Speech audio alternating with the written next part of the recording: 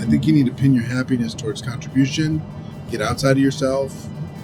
I think you have to pin your happiness around growth, progress, doing something better than you did before, being a better leader, having better skills. Because if you're not careful, you're unhappy all the time.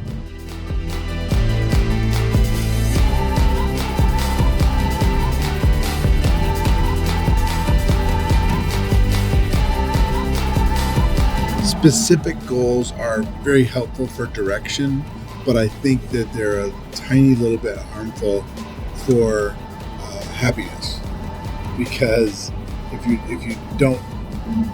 you're not at the goal, you're like always unhappy, and when you get the goal, you have this little tiny dopamine spike, but then that fades pretty quick, and then you're comparing yourself with somebody else, and you're behind some other goal.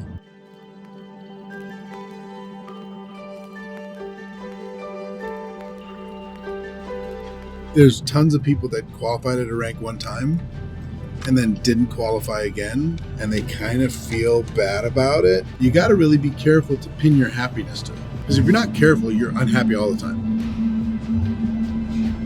Just like, because you're always comparing yourself with somebody else, you're always miserable, you're always, a little bit behind your expectation curve, you know what I mean? So it's not a fun place to be.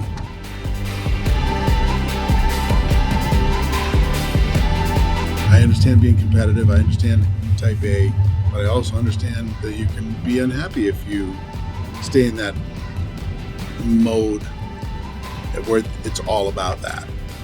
Because you hear about these stories of people who are super wealthy and they're still unhappy, they're miserable because they're trying to be Jeff Bezos and they're not Jeff Bezos yet.